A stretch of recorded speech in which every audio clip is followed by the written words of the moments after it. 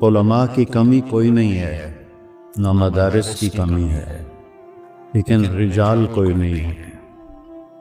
وہ لوگ وہ نوجوان جو اللہ کے سامنے کھڑے ہوں، تو اللہ بھی کہے خدا بندے سے خود پوچھے بتا تیری رضا کیا ہے، میرا بندہ بول کیا چاہتا ہے۔ فتوحات ہو گئی، کیسر و کسرا ٹوٹ گئے، خزانے آئے، کسرا کا تخت تاقدیس 140 ہاتھ لمبا، 110 ہاتھ چوڑا، 1 ایکڑ کے قریب، اور اس میں 1000 سونے کے گنبد لگے ہوئے تھے، اور 1,40,000 چاندی کی میخیں لگی ہوئی تھی، اور اس کا 2.5 من کا وزنی تاج جو لٹکا ہوتا تھا وہ اس میں سر دے کے بیٹھتا تھا۔ یہ سب مدینے میں آیا ہے۔ تو صحابہ کون 10 مبشرہ مشورہ کرنے لگے، عمر کو اب اپنا طریقہ بدلنا چاہیے، اللہ نے اتنی سہولت دے دی، کوئی خادم رکھے، چھنے ہوئے آٹے کی روٹی کھائے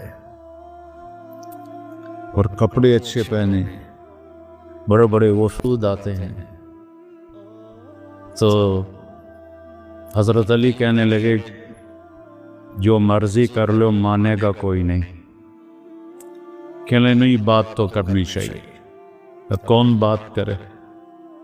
کہا حفصہ اور عائشہ رضی اللہ عنہ، ایک بیٹی ہے اور ازواج مطہرات میں سے، دوسری محبوب بے رسول ہے، تو ان دونوں کو تیار کیا گیا۔ یہ دونوں تشریف لائیں تو حضرت عمر گنجے ہو گئے تھے، آخر لیٹے ہوئے تھے، اٹھ کے بیٹھ گئے۔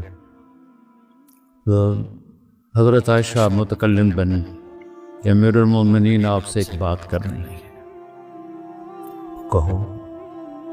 اللہ تعالیٰ نے ہمارے نبی کے دور میں دنیا نہ بھیجی، نہ انہوں نے دنیا کا ارادہ کیا، وہ ایسی ہی چلے گی۔ میرے باپ کا زمانہ آیا، اللہ نے دنیا نہ بھیجی، نہ انہیں ارادہ کیا، تو وہ بھی ویسی ہی چلے گی۔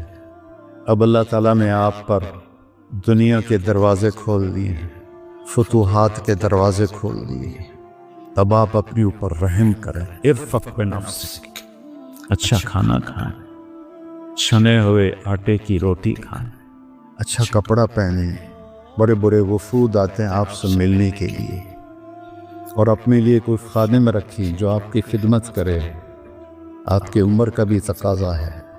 حضرت عمر کا رنگ ایسے بدل ہوا۔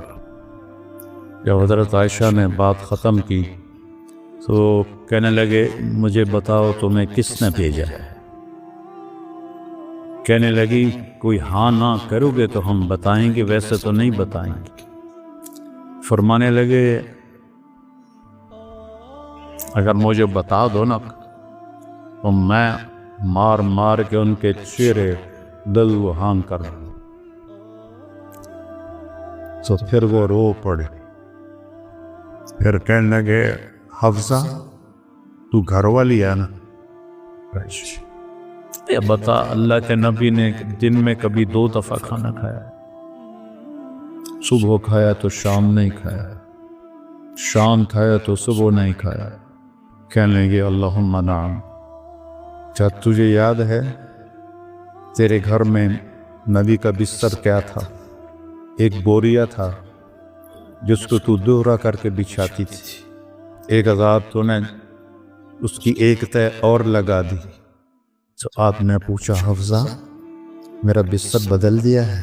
کہ نہیں یا رسول اللہ، وہی ہے، ایک تہ اور لگا دی تاکہ آپ کے لیے نرم ہو جائے، کہ اس سے واپس اسی طرح کر دے، مجھے رات کو اٹھنے میں مشکل پیش آئی۔ حفصہ تجھے یاد ہے ایک دفعہ تو نے کھانا ایک تپائی پہ رکھ کے دیا تھا، اللہ کے نبی نے اٹھا کے زمین پہ رکھا تھا اور فرمایا تھا میں جیسے غلام کھاتے ہیں میں ایسے کھاؤں گا۔ اور تجھے یاد ہے اللہ کے نبی کے پاس ایک ہی جوڑا ہوتا تھا اور اس کو خود دھوتے تھے، اور بلال آ کر کہتے تھے کہ یا رسول اللہ الصلاۃ، تو آپ فرماتے تھے بلال میرے کپڑے خشک نہیں ہوں۔ نماز لیٹ ہو جاتی تھی کہ دوسرا جوڑا نہیں ہوتا تھا۔ کہنے لگی جی ہاں، کیا تجھے یاد ہے کہ ایک دفعہ جوڑا بھی نہیں تھا، رات میں ایک انصاری عورت سے چادر منگوائی تھی اور وہ لپیٹ کر جا کے نماز پڑھائی تھی، وہ تمہیں یاد ہے؟ جی ساروں قطار رونے لگے۔ فرمایا عائشہ حفصہ جنہوں نے تمہیں بھیجا ہے انہیں جاتے کہو کہ 3 دوست ہیں جو ایک منزل کی طرف چلے، پہلا چلا وہ پہنچ گیا، دوسرا چلا وہ بھی پہنچ گیا، اب تیسرا راستے میں ہے، ان کی راہ پر چلے گا تو ان تک پہنچے گا، اگر اس سے ادھر ادھر ہوا تو پھٹک جائے گا۔ والذی نفسی بیدی لأکرہن نفسی علی ما انا علیہ، اس ذات کی قسم جس کے قبضے میں میری جان، میں اپنی جان کو اسی طرح کھپاؤں گا جس پر میں ہوں، یہاں تک کہ میرا اللہ مجھے میرے ساتھیوں سے ملا۔ جب خنجر لگا اور امید کوئی نہ رہی بچنے کی تو آپ نے عبداللہ بن عمر کو بلایا اور فرمایا کہ جاؤ اما عائشہ سے کہو کہ عمر امیر المومنین نہ کہنا، میں امیر المومنین نہیں ہوں۔ عمر اپنے ساتھیوں کے پڑوس میں عمر کی جگہ چاہتا ہے۔ جب وہ تشریف لے گئے تو حضرت عائشہ بھی رو رہی تھی، انہوں نے روتے ہوئے عرض کیا اماں جان میرا باپ عمر بن خطاب اپنے ساتھیوں کا پڑوس چاہتا ہے۔ تو حضرت عائشہ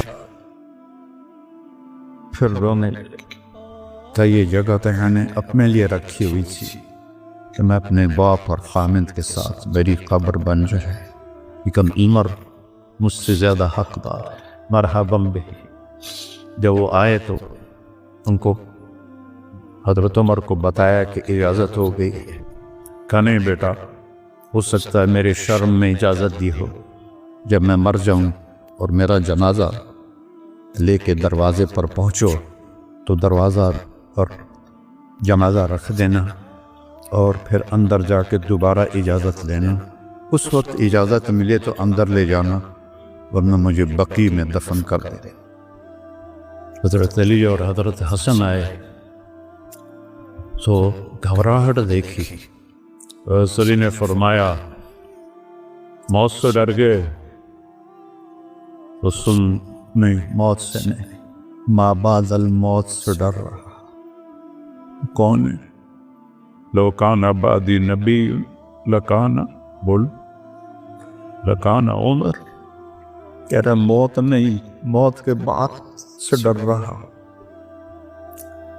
تو حضرت علی نے فرمایا نہ ڈرو، میں گواہی دیتا ہوں، میں نے اپنے نبی سے سنا کہ سیدہ قبول اہل الجنت ابو بکر و عمر۔ حضرت عمر کہنے لگے حشر کے دن گواہی دوں؟ فرمائے میں بھی دوں گا، میرا بیٹا حسن بھی دے گا ساتھ۔ وہ تشریف لے گئے، پیچھے موت کے آثار نظر آئے، تو ان کا گود میں سر تھا بیٹے عبداللہ بن عمر کی، تو کہنے لگے دانی علی الارض، وہ یہ زمین پر ڈالا، تو ان کا دل نہیں مانا تو ان نے پنڈلی پہ سر رکھ دیا، لگے بھائی تیرا ناس ہو، سنتے نہیں ہو کیا کہہ رہا ہوں، زمین پہ ڈال۔ آپ مسجد میں داخل ہوئے، آپ کے دائیں طرف ابو بکر تھے، بائیں طرف عمر، آپ نے فرمایا ہمیں دیکھ رہے ہو؟ صحابہ سے کہا جی، کہا کذا نحشر یوم القیامہ، اس طرح ہم معاشر میں اٹھیں گے کہ میرے دائیں ابو بکر ہوگا اور بائیں میرے عمر ہوگا۔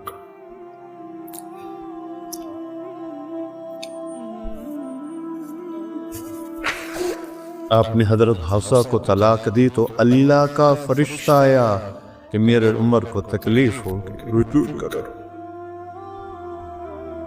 رجوع کرو۔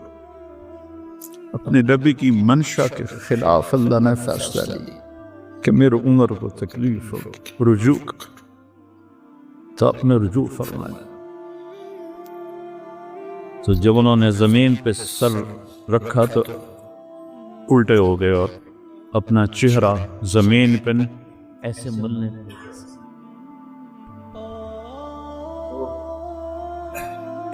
ویل لک ولأمک یا عمر ان لم یغفر لک رب، ویل لک ولأمک یا عمر ان لم یغفر لک رب، ویل لک ولأمک یا عمر ان لم یغفر لک ربک۔ یہی کہتے کہتے جان نکل گئی تو برٹن رسل نے کہا، جو ایک دہریہ تھا، انگریز مفکر، اگر ایک عمر اور ہوتا تو پوری دنیا میں اسلام ہو پھیل گیا۔